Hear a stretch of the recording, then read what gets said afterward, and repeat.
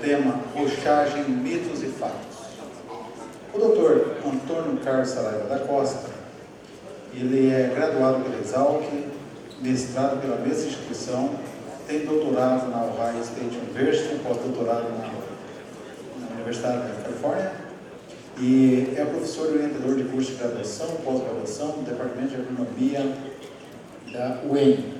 Trabalha em Química e Mineralogia de óxidos de ferros naturais, sintéticos, suas aplicações e produção de nanofertilizantes, química prebiótica, impactos, atributos químicos, solos, contaminação de impactos de metais pesados e outros poluentes antropogênicos. Iniciou uma nova linha de pesquisa relacionada à mineralogia e química de cultivos, fertilizantes naturais e sintéticos e seus impactos sobre a mineralogia e química de solos. Ainda desenvolve pesquisa associada à reciclagem agrícola de resíduos industriais urbanos e agrícolas.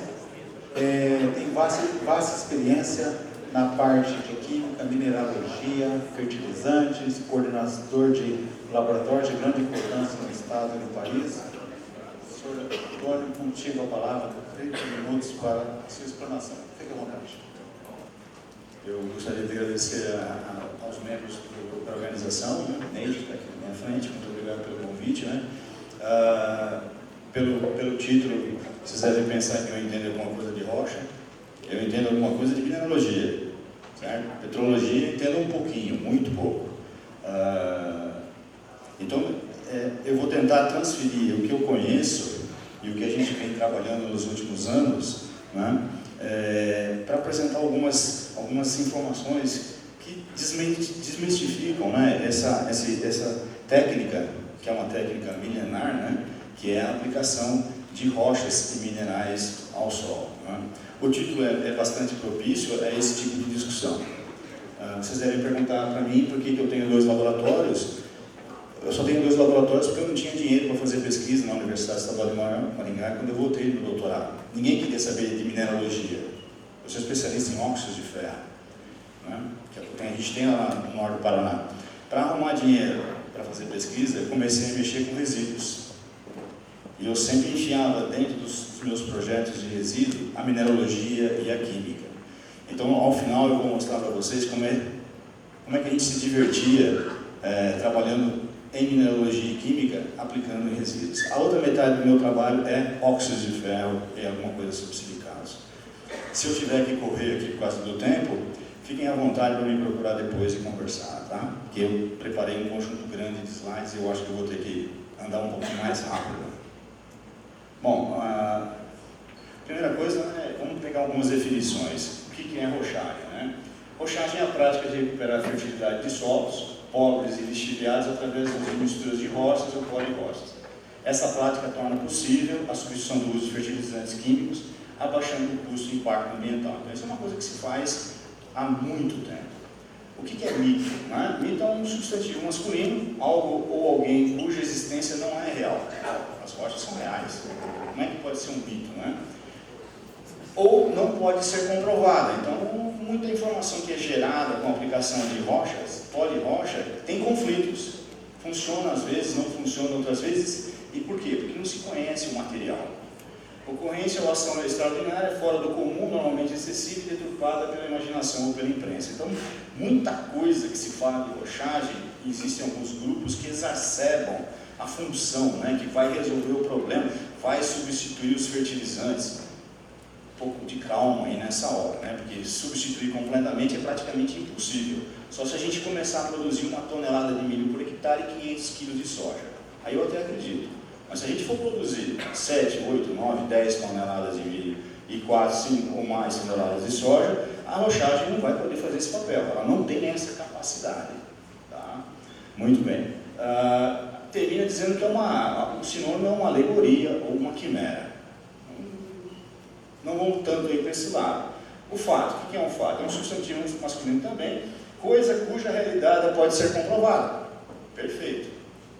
Nós vamos mostrar que é possível. Existe uma literatura vasta já comprovando a utilidade da rochagem como forma de melhoria do ambiente químico, físico, mineralógico do solo.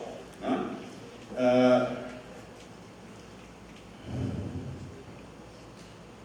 frente. Muito bem. Primeiro problema, nomes. Todo mundo sabe o que é um adubo. Todo mundo sabe o que é um calcário. Agora, o que é rochagem? Né? O termo genérico é a aplicação de pó de rocha, mas existem vários nomes na literatura usados por diferentes grupos para a mesma prática. Né? Existe biomineralização, existe aplicação de pós de rocha, farinha de rocha, agrominerais e agora recentemente, né, o nome oficial passou a ser remineralizadores. Né? Então, falar em rochagem de solo já é uma coisa que não deveria ser tanto utilizada, já que o termo técnico aprovado pelo Ministério é remineralizador. Então nós temos uma definição do que é esse material. Muito bem. Isso foi aprovado, né, em 2013. Existe uma lei, que é a Lei 12.890, esse troço não funciona, de 10 de dezembro de 2013, em que foi inserido o termo remineralizador. Ele aparece, esse troço não funciona mesmo, no item C ali, né, que é o quê? Um material de origem mineral, não é exclusivo mineral, que tenha sofrido apenas redução e classificação de tamanho por processos mecânicos. Então, eu vou quebrar esse troço, essa rocha, e que altere os índices de fertilidade do solo por meio da adição de macro e micronutrientes. Então, estou adicionando macro e micronutrientes através desse material, bem como promova a melhoria das propriedades físicas ou físico-químicas ou da atividade biológica do solo. Aí é que entra um pouquinho da coisa que difícil de medir. Eu, por exemplo, não tenho medido biologia, o efeito da biologia, o efeito da adição desses pós de rocha na biologia. O máximo que a gente tem feito é avaliar, por exemplo, o efeito que tem nas propriedades físicas, densidade, porosidade, macro, micro, isso a gente tem avaliado. Nem sempre funciona como a gente quer. Então, o experimento completo ainda está para ser feito. Mas efetivamente, a gente considera como um condicionador de solo. Né? Substituir o adubo até certo ponto. Tá? Muito bem. Está agora já trocado por termo mineralização. O objetivo então é recuperar a fertilidade do solo. Os solos geralmente são pobres, lixiviados, utilizando pó de rocha, mistura de rochas, outros resíduos. Aí já aparece um adicional, outros resíduos. Né? A gente sempre trabalha não só com pó de rocha, eu trabalho além do pó de rocha, outros materiais que a gente acaba incorporando ao solo para adição de nutrientes às plantas. É um termo um pouco mais genérico. Muito bem. Como é que se produz isso? Os remineralizadores são obtidos a partir de um processo chamado de cominuição, palavra interessante, né? Dividido em etapas de britagem e moagem com diferentes moinhos. Na britagem, os blocos de rocha são reduzidos a fragmentos.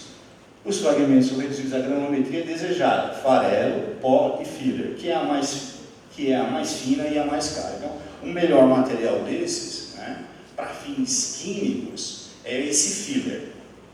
O que é um filler? É um material que vai, ali está falando em custo de produção, já vou mostrar um slide, que tem gente ganhando dinheiro com esse negócio já. Né? Aqui em Maringá, aqui no lado leste da cidade, temos duas pedreiras, a pedreira Engá e a pedreira Carlos Borges. Eu falo alto o suficiente? Se vocês olharem... Não? Olhando essa área aqui, não sei se vocês conseguem ver, mas ela é uma área mais clara na foto. Vendo e aprendendo. Então tá. Essa área aqui é uma área mais clara. É uma área mais clara porque toda vez essa pedreira existe há 30 anos. Eles explodem pelo menos uma ou duas vezes na semana, né, para a produção de brita para a cidade. E o resíduo da produção de brita é o pó de rocha. E o pó de rocha não tem utilidade nenhuma. Por quê? Porque ele poderia ser, por exemplo, utilizado para concreto. Não pode. Tem excesso de magnésio. Não pode ser usado no asfalto. Não dá liga. Então sobra montanhas desse pó, o pó fino inclusive, nessas pedreiras. E parte desse material acaba sendo espalhado nessa área de produção agrícola. Eu vou comentar no final uma dissertação de mestrado que nós fizemos aqui no meio dessa pedreira tem uma mata, e nós coletamos o solo lá, para avaliar o que mudou após 30 anos. E o solo mudou. Não tem nada mais a ver com o latossolo que tinha ali. 30 anos de pó de rocha. Né? Muito bem. Avançando. Então está aqui as diferentes granulometrias. Se a gente olhar o pó aqui, lembra um pouco a granulometria de separação para calcário, né? As peneiras. O farelo são coisas muito maiores. E o filler é a menor granulometria. Quimicamente, seria a melhor material. Qual é o problema de se trabalhar com um pó 0,3 milímetros? O pessoal da física do solo vai concordar comigo. Eu vou, dependendo da dose, aumentar tremendamente a densidade do solo. Os solos mais densos que tem no planeta são os solos siltosos. Então, dependendo da dose aplicada, eu vou criar um problema físico gigantesco. Nós estamos com um experimento agora em solo de textura argilosa e arenosa, usando até 50 toneladas desse material. E a modificação física é muito grande, né, em área de pastagem. Então, não é porque ajuda quimicamente, fisicamente pode criar um problema. Os materiais mais grosseiros, esses poderiam ajudar principalmente em solos o quê? Argilosos. O pó fino pode ajudar, o filler, né, talvez possa ajudar fisicamente em terrenos mais arenosos, em que eu possa aumentar a porosidade, a microporosidade, a retenção de água. E a gente vai avaliar isso aí. Ok, estou apanhando aqui. Aqui tem um cara na literatura, eu peguei ontem, está vendendo 8 quilos por R$55, pó de basalto. E tem vários fazendo isso. Vários tipos de pó de rocha já sendo comercializados para fornecimento de nutrientes às plantas. Isso não é novidade. Né? Muito bem. Fertilizantes versus remineralizadores. Essa é uma discussão. Eu vou chamar de fertilizante um pó de rocha. A pergunta é, por que não? Por que não? Se eu pegar a definição de fertilizante, eu tenho que ter uma concentração determinada, de uma solubilidade determinada, uma granulometria determinada. Mas vamos pensar, eu podia passar uma meia hora falando sobre isso, nos adubos. Peguem o adubo nitrogenado. Até o advento da ureia, o adubo nitrogenado que era usado era um pó de rocha. Era um pó de rocha. Era um pó que era extraído das ilhas, da área do Chile. Né? As fontes de fósforo, todas elas são pó de rocha. Olha os fosfatos de Marrocos, Gafsa, são pó de rocha. Os nossos fosfatos são pó de rocha após ataque sulfúrico, após ataque fosfórico, mas são pó de rocha. Olhem os adubos potássicos, todos são pó de rocha. Nenhum adubo potássico, KCl, sulfato de potássio, todos são minerais moídos. Né? Peguem os calcários. O calcário, por definição, é o quê? Pó de rocha. Né? Então, os de enxofre hoje, pó de rocha. Né? Porque a gente usa ou gipsita ou usa anidrita. Então, o contingente, se a gente olhar direito, o que é usado como fertilizante, nada mais é que pó de rocha, ou pó de mineral, ou o pó de rocha tratado com algum agente químico para a produção do adubo, o MAP, o DAP, o super simples, o super triplo, seja lá o que for, a ureia. A ureia não, porque é a fixação do nitrogênio, né, do ar. Né? Mas, então existe uma possibilidade desse mito chamado pó de rocha um dia virar uma classe de fertilizante, desde que a gente conheça exatamente o que ele possa fornecer. E é esse o problema que tem com esse material, a gente não conhece tudo sobre ele. Muito bem. E existem o lado negativo. Não tem só coisa positiva quando a gente usa pó de rocha ou resíduo. Né? Uma das coisas que eu mais penso quando falo com os meus alunos sobre o uso de resíduos como o gesso, o fossogesso, é a origem do nosso fossogesso. O nosso fossogesso tem origem em rochas metamórficas, que é atacado por ácido sulfúrico, que produz o super simples, e o resíduo disso é o fossogesso. E o fossogesso, esse fossogesso vai ter o quê? Um monte. Vai ter o quê? Um monte? Vai ter concentrações de elementos de radionuclídeos.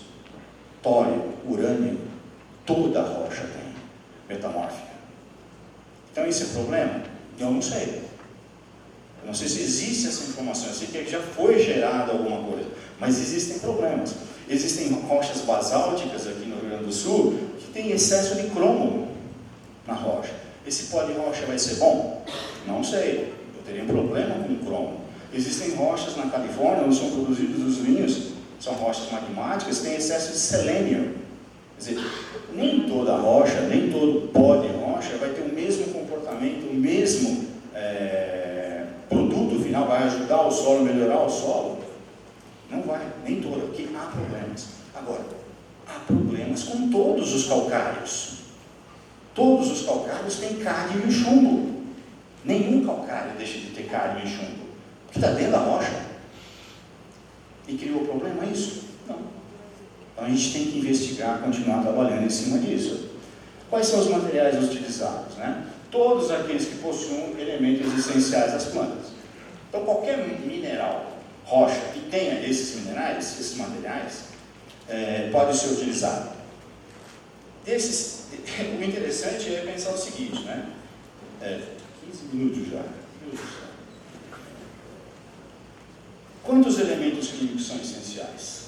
Nós consideramos 17. Agora, quantos elementos químicos nós temos dentro de nós mesmos? Quantos? Tem ideia disso? Nós temos os 92 da tabela periódica, inclusive todos os gases nobres dentro de nós, dos tecidos nossos. E se a gente pensar que a origem da nossa comida é as verduras e frutas, ou os animais que comeram isso aí, o que esses 60 e tantos elementos químicos estão fazendo aí dentro? A gente não sabe, não tem ideia. E na hora que eu aplico uma rochagem, um pó de rocha, eu estou aplicando todos esses caras, todos eles, que as rochas contêm todos eles. Aliás, os organismos evoluíram com o quê? O intemperismo dessas rochas. Então, tem mais coisa aí que a gente possa querer e sabe, né? A gente só não usa, no nosso laboratório lá, a gente só não trabalha com coisas que explodem, com coisas que são modificadas geneticamente, que são inflamáveis, radioativas ou possuem micro-organismos patogênicos. O resto, qualquer coisa que aparecer no laboratório, a gente transforma e produz com ele, qualquer um. Veja bem, de todos os grupos minerais, né, os mais importantes, os que ficam no solo são os óxidos e os silicatos. Isso é a base do solo, é a base da mineralogia do solo. Poderíamos ter sulfatos, fosfatos, boratos, nitratos, carbonatos, aletos. Não temos porque o nosso ambiente é um ambiente de excesso de água, excedente hídrico muito alto. Mas existem solos que têm isso aqui. Então, esses minerais todos que estão aqui são minerais produtores de adubos e de corretivos que a gente utiliza normalmente na agricultura. Nós só não temos os nossos solos por causa do excesso de chuva. E aí o que fica para trás desses dois caras? Certo? No sistema brasileiro já nos dá uma indicação de quais minerais seriam interessantes a gente adicionar ao solo via remineralização. Quem seria? Minerais de argila, que tem fonte de nutrientes, mais um grupo de minerais primários, como os feldspatos, os minerais ferromagnesianos, os vidros, os fragmentos de conchas, eólias, apatitas e micas. É interessante perceber, né, que eu trabalho com óxidos de ferro, eu nunca entendi por que a magnetita não faz parte desses caras. Magnetita é um óxido de ferro primário, riquíssimo em ferro, cobre, zinco, manganês, molibdênio, cobalto, níquel. Todos os micros têm a magnetita. E eu nunca entendi porque ela não está aqui. É um excelente mineral para aplicar no solo. Veja bem, aqui estão as principais fontes de adubos, segundo você tem, né? Vejam que a maior parte deles vão ser de rochas sedimentares, como fosforitos, guanos, evaporitos, né? Essas são as principais fontes de adubos NPK. Todos são rochas. Morreu, é adubo. Ok? Existem rochas, minerais de rochas sedimentares aqui e minerais de rochas magmáticas que podem ser usados como remineralizadores de solos. Né? Qualquer um desses pode. E os micronutrientes? Os micronutrientes estão dentro desses da estrutura desses minerais primários ou secundários na forma de 3 mecanismos de reação: adsorção, coprecipitação e substituição isomórfica. Eles estão lá dentro. Raramente você vai ter um mineral de micro, alguns com exceção, por exemplo, o bórax, né, que é um bórax, é um mineral. Mas eles estão lá, mas nunca estão sozinhos. Esse é o outro problema, porque sempre vai haver junto com o zinco a possibilidade de você ter arsênio. Ou você vai ter junto do calcário o cádmio e o chumbo. Sempre vai ter. Eles estão lá, eles andam junto dentro do sistema. E aqui está, vejam bem, o contingente, né? Quando eu vou tentar usar qualquer um desses casos, aqui tem matéria orgânica, para aplicar ao solo, eu não estou aplicando só silício, alumínio, ferro, cálcio, magnésio, potássio, sódio. Não, eu estou aplicando todos esses caras. Porque eles estão lá dentro, na forma ou de precipitado ou como substituição isomórfica dentro da estrutura desses minerais aqui. As rochas são aglomerados de minerais, matéria orgânica e matéria amorfa, né? Então, quais rochas eu vou utilizar? Quais seriam as mais convenientes para usar? Isso já foi estudado há muito tempo atrás, né? Essa sequência do Norman Bohr, ele mostra para nós que as rochas principais estariam aqui em cima, que tem a maior concentração de nutrientes, que são as rochas magmáticas básicas, né? De magma básico, que vão ter bastante cálcio, magnésio, todos os micros, né? Ao contrário das rochas vulcânicas ácidas, que tem basicamente o que? Potássio, uma baixíssima concentração de nutrientes. Mas se você entrar no Google, você vai ver gente vendendo como fonte de potássio granito. Tem gente que vende, tem gente que compra, certo? Então isso já existe, não é novidade nenhuma. Isso aqui é uma fotografia de um corte de basalto. Aqui eu tenho olivinas, piroxênios e magnetitas, todos dentro da rocha. E a magnetita, de novo, é uma excelente fonte de micronutrientes que pode ser utilizada. Muito bem. Aqui tem a composição química de outra rocha de basalto, ó, silício, alumínio, titânio, ferro, cálcio, magnésio, potássio, manganês, ó, zircônio, nióbio, ítrio, rubídio, bário, cobre, zinco. E o resto da tabela periódica vai estar aí dentro. E isso vai estar sendo aplicado na forma de rochagem. Vários materiais aqui já de origem mais sedimentar, rocha, minerais de argila 2:1, micaxisto, que é um produto que é utilizado aqui na bacia de Bitiba, né? Olha lá, zinco, chumbo, cobre, molibdênio, cobalto, bário, níquel, titânio, além dos nutrientes. Sempre vai ser adicionado.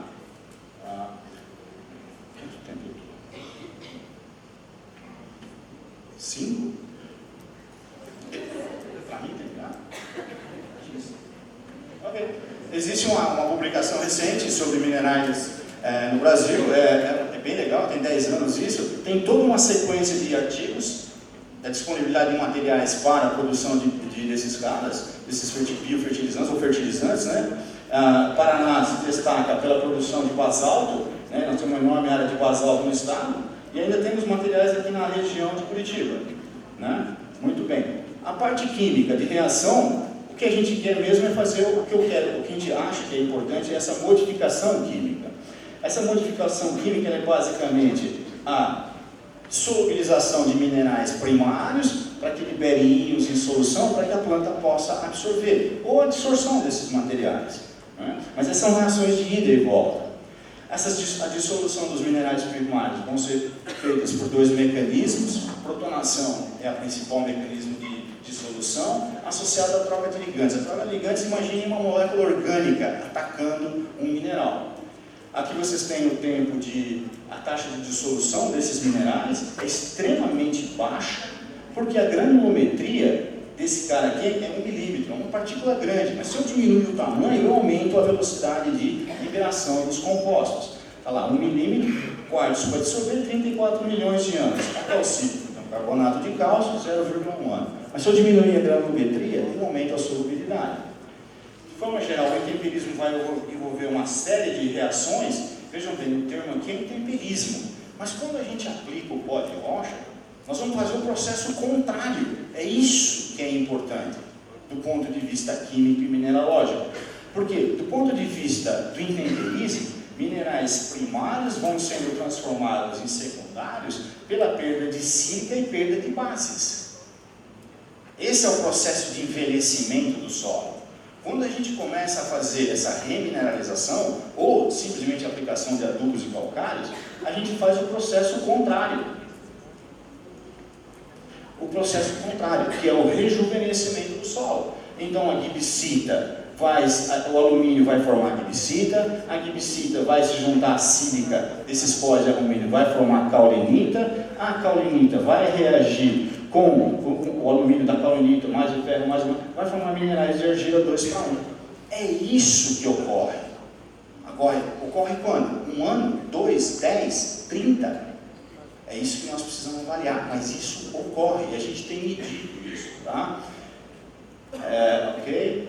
O gesso é uma coisa bastante interessante, ele ocorre dessa forma, né? Porque a solubilidade dele é muito alta, mas é controlada, o alumínio vai ser controlado pela presença de 3 minerais. No caso, a jurpanita, a basalumita e a lunita. Esses caras vão controlar tanto a atividade do potássio, no caso da lunita, como a atividade do alumínio e do sulfato na presença do gesso. Né? Todo mundo usa essa expressão aqui, a formação desse complexo, como o sulfato controlando o alumínio. Mas não é só isso não. Os minerais também são formados. Existe termodinamicamente prova de que isso ocorre. Tá? Muito bem. Existe uma série de exemplos na literatura. Esse professor Leonardo e a professora Teodoro foram 2 grandes incentivadores do desenvolvimento dessa área de remineralizadores. Né? Eles são ambos da Universidade de Brasília. Então tem uma série de trabalhos deles mostrando a possibilidade de utilizar esses materiais na melhoria do ambiente físico, químico e biológico dos solos. Vários trabalhos que foram publicados recentemente. Mito? Para mim não, né? Como é que pode ser mito se a gente tem pelo menos 3 grandes eventos, né, só sobre esse assunto? Com dezenas, centenas de artigos em todas as áreas provando a possibilidade de utilização desses materiais. Né? Existe até um livro já publicado, um enfoque principal nos solos do Saara, né? Solos tropicais como os nossos, né? E existe inclusive agora um protocolo de como montar experimentos usando esses materiais publicados pela Embrapa. Muito bem. Nosso grupo, desde o ano 2000, tem uma série de dissertações de mestrado que a gente já desenvolveu utilizando vários resíduos, não só pós de rocha, mas qualquer resíduo que a gente pudesse utilizar para a melhoria do ambiente químico e físico do solo. E algumas teses de doutorado. Né? Vários tipos de resíduos, estão todos em vermelhos aqui: resíduo de suíno, lavanderia, indústria farmacêutica, carvões, biochar, bonechar. A gente trabalha muito com bonechar, que é um char a partir de ossos, não é a partir de resíduos de carbono, é a partir de fosfatos. É uma característica bem legal. Né? Todos estão sendo desenvolvidos. Aqui está a foto dos dois, do Otton e da Suzy. Esses caras têm uma rede hoje, né, de organização dos dados sobre a utilização de esses remineralizadores em solos. E é um grupo muito forte que tem na Universidade de Brasília. O que precisa ser feito? Número 1, na minha concepção, né, um conhecimento mais profundo dos atributos desses materiais. Não só os minerais, como as rochas que podem ser utilizadas. Tem que separar minerais das rochas. Desenvolver um sistema para sistematização dessas informações. Porque enquanto ficar eu acho isso, eu acho aquilo, nós não vamos a lugar nenhum. Tem que sistematizar esse conhecimento, classificar esses materiais, né, que vai melhorar fisicamente, que vai melhorar quimicamente, que vai melhorar a mineralogia do solo. Enquanto isso não for feito, a gente vai ficar falando e indo a lugar nenhum. Depois um levantamento dessa literatura já existente, né? Desenvolvimento de novos protocolos para validar isso daí, e desenvolvimento de tecnologias para garantir alguma coisa. O adubo não garante o teor do nutriente, o calcário não garante o teor de cálcio e magnésio. Esses materiais, para virar um produto, tem que garantir alguma coisa. Ele tem que garantir alguma coisa para que possa ser comercializado, não só como um condicionador como ele é hoje. Hoje ele é simplesmente um condicionador de solo. Né? Eu agradeço pelo convite novamente, né? Aos meus atuais ex-alunos de graduação e pós-graduação, aos meus mestres, os 3 ou 4 caras realmente me ajudaram muito nesses mais de 30 anos, e a todas as dificuldades que se colocaram no meu caminho, que me fizeram crescer um pouco mais, um pouquinho mais forte. Obrigado.